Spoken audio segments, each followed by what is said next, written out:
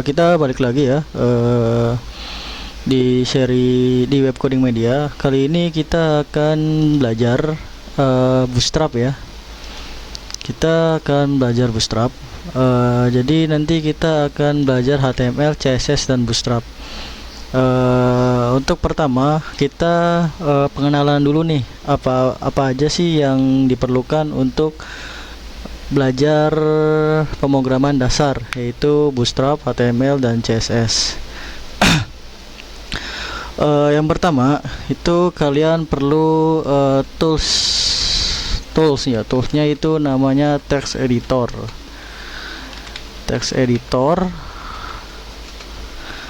Nah, pertama kalian butuh toolsnya itu bernama text editor. Nah, di sini ada banyak tools yang bisa kalian gunakan untuk membuat sebuah pemrograman ya, membuat sebuah website dengan menggunakan toolsnya itu ada banyak. Contohnya seperti Notepad, ada Emacs, ada Bluefish, ada Sublime, banyak lah, ada Vim, ada Visual Studio Code, ada Komodo Edit, ada Atom, ada Genie, ada Brackets, ada Intave, ada banyak lah. Ingat, di sini itu ada namanya, ada Visual Studio Code dan ada Visual Studio. Kalau Visual Studio Code itu dia text editornya ya, seperti ini Visual Studio Code ini. Jadi text editornya. Kalau Visual Studio itu dia bahasa pemrograman NetBeans ya, dia bahasa pemrograman berupa NetBeans. Oke, kemudian apalagi sih selain text editor? Yang selanjutnya itu kita install ya, text editornya diinstal. Tapi saya nggak akan ngajarin cara instalasi text editor ya, kalian cari sendiri cara instalasi text editornya gimana. Pertama kita akan buka text editornya Visual Studio Code. Kita kenalan dulu sama Visual Studio Code. Oke, ini tampilan dari text editor Visual Studio Code ya.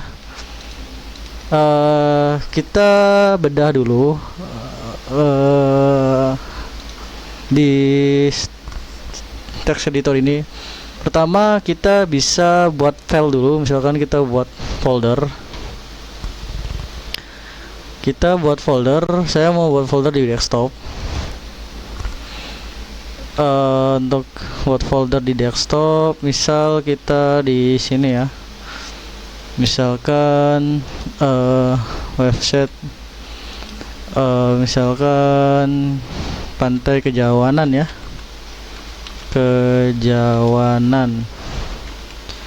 seperti ini. Nah, nanti kalian tinggal buka sini file, bisa open folder di desktop, di web coding media, di bagian Pantai Kejawanan, select folder, don't save. Nah, nanti di sini kalian akan ada di Pantai Kejawanan. Nah, di Pantai Kejawanan kita bisa buat file, misalkan index.html atau apa gitu. Misalkan kita buat dulu ya satu,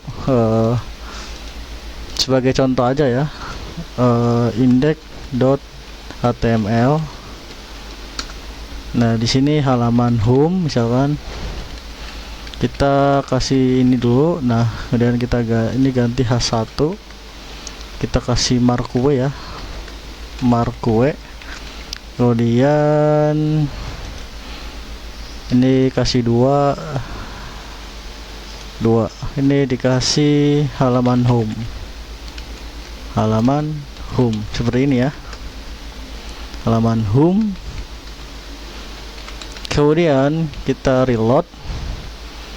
Ada beberapa cara ya untuk menjalankan file HTML-nya. Pertama kalian bisa klik langsung.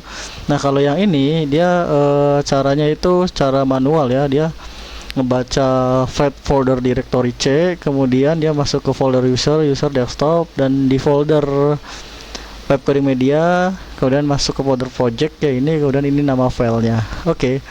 Kemudian cara yang kedua, kita bisa menggunakan extension ya. Gimana cara menggunakan extension? Kalian bisa di bagian plugin di sini extension, kalian cari namanya Live Server. Live Server itu apa? Jadi kita tidak usah membuka apa ya, si project itu dari klik 2 kali. Kita bisa gunakan ini, kemudian klik kanan, kita pilih Live Server. Ini kan desktop ya. Kita jalankan Live Server. Misalkan kita Ctrl A, kita lihat kalau misalkan kita jalankan